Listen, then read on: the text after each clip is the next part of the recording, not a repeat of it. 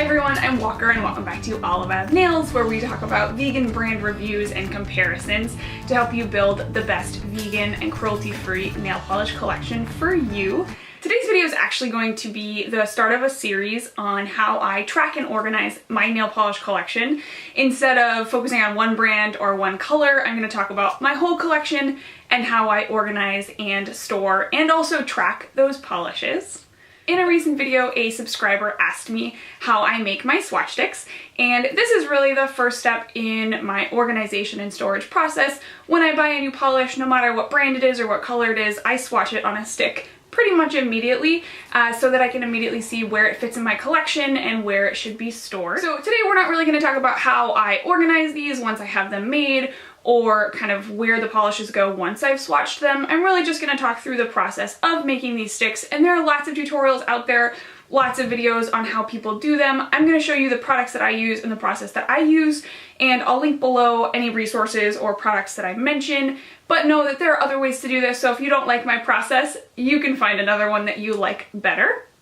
Great, so let's dive in. Let's first talk about the tools that you need to make these swatch sticks come true.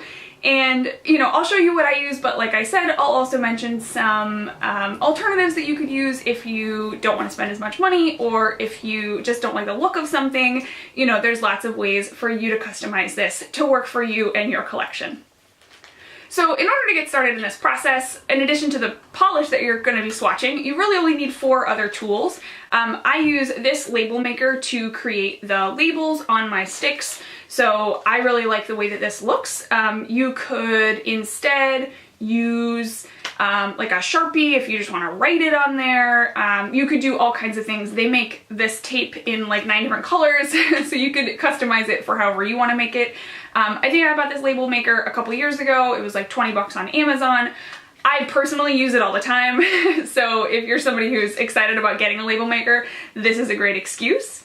So along with your label maker, you need to get some of the cartridges that have the tape that prints out for the labels. And they make this, like I mentioned, in a couple different styles or colors. I think the one that comes automatically when you buy the label maker is this one. It's white tape with black lettering.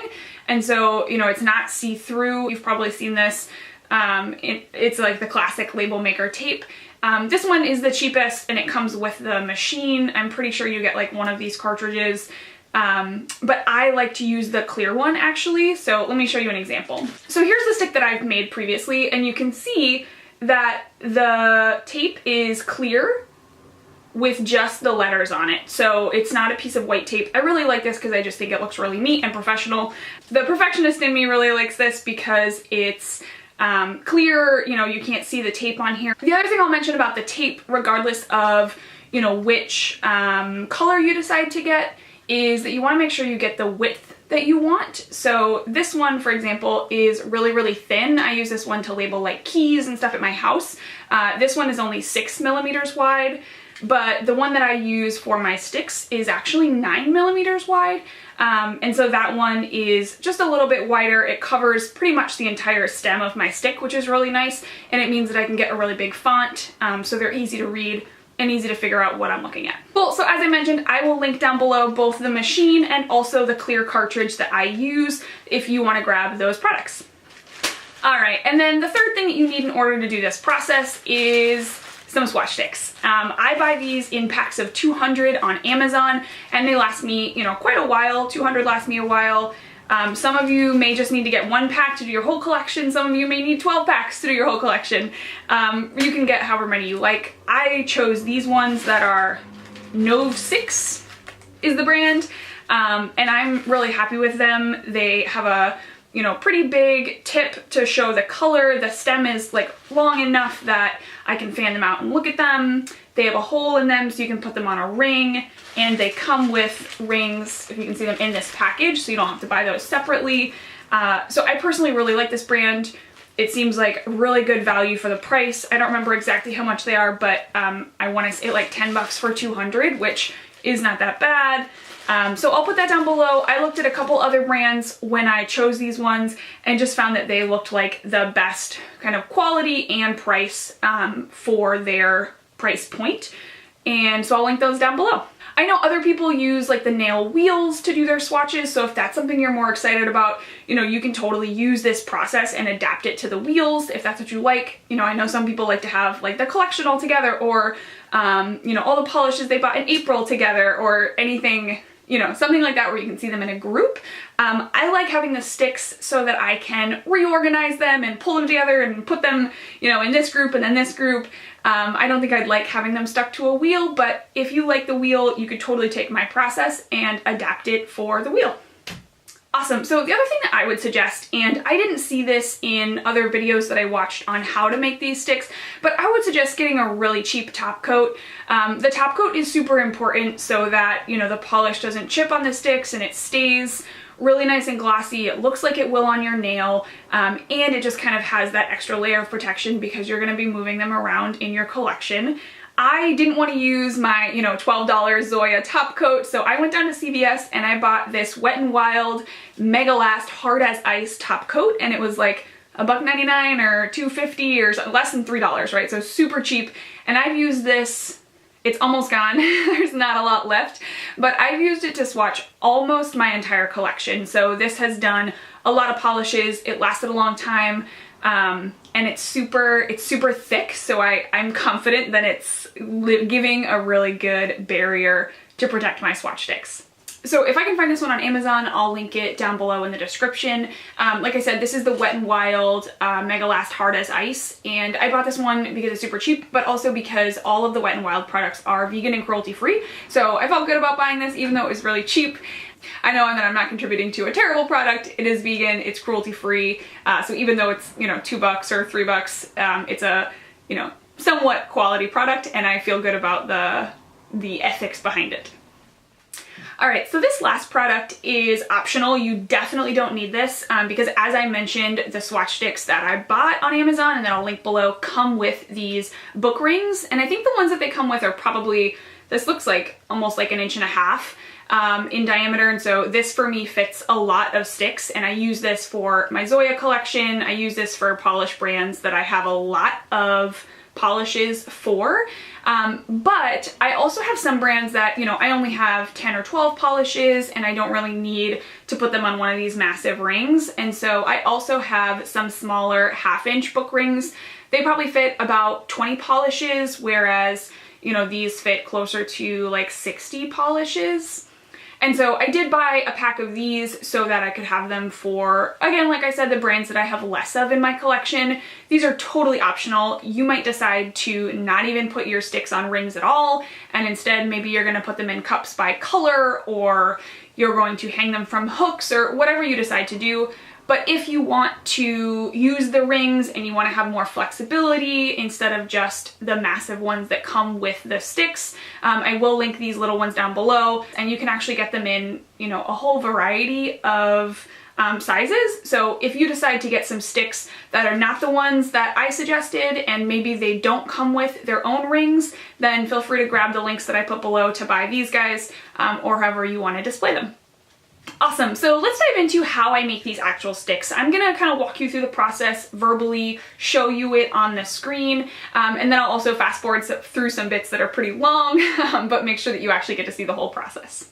Okay, so here is my label maker up close, and I'm just going to show you how easy it is to make these labels.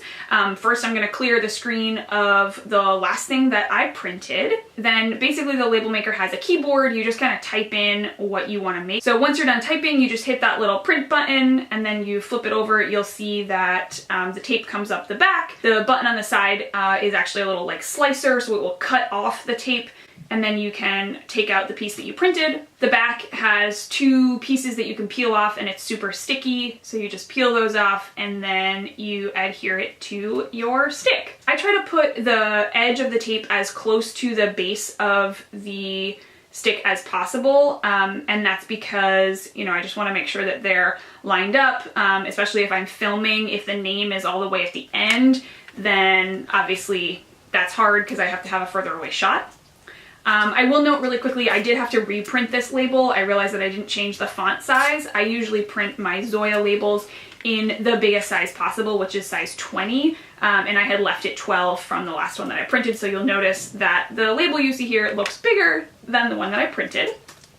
Okay, and so now what I do is I do these in batches. So I have about 12 polishes that I'm going to swatch today, and I am going to just print all of their labels. And I'm going to fast forward through this part so that you don't have to watch me put stickers on 12 times.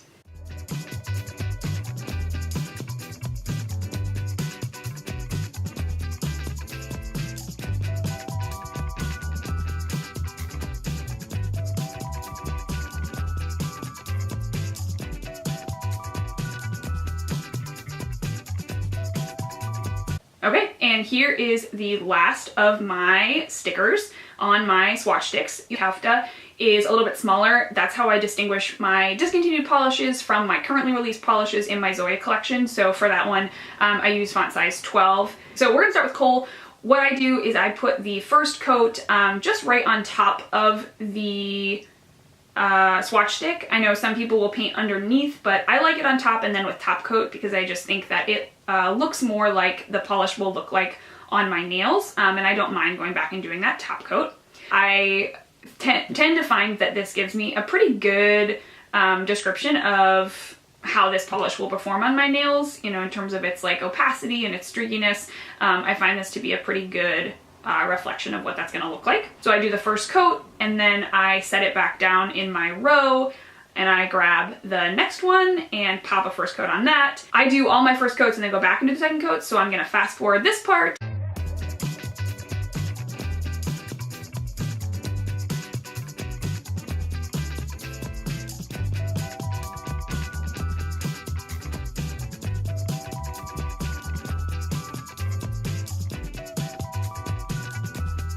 Okay, so here are all of my polishes with their first coat, and now I'm just gonna go back through and do a second coat of each polish. And something that I will mention is that I do 2 coats of every polish, no matter what it is. So if it's a topper, if it's a jelly, if it's a cream, glitter, whatever, I do 2 coats just because it's helpful for me to know that it's always 2 coats on my stick. And if I pull the stick and I'm gonna paint my nails and it's, you know, less opaque than I want it, or, you know, if it's a topper and it's a little too condensed, then I will adjust when I'm doing my manicure. I might add a 3rd coat or maybe only do 1 coat of a topper. But it's really helpful for me to remember that consistently on all my swatch sticks, there are always 2 coats of every polish. So again, I'm just gonna fast forward through this part so you don't have to watch me put a second coat of polish on all of these, and I'll see you in a couple minutes.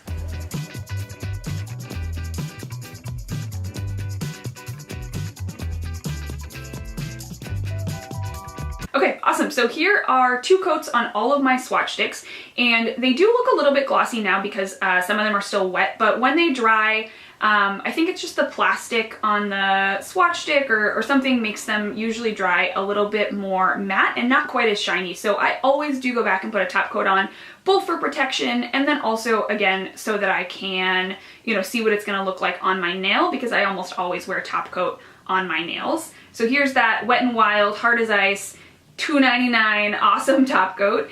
So I'm gonna put 1 coat of super thick top coat on all of these polishes, and again, I'm gonna fast forward.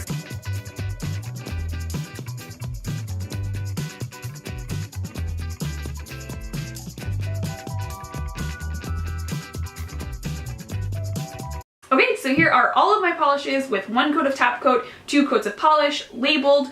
I'm gonna let them dry for a while, and then I'm ready to put them back onto the rings. Great, so that's how I make my swatch sticks. I let them dry for a long time, and then I organize them onto the rings. I often will even organize them like the next day or the day after, just because I like them to be super dry so they don't stick to each other.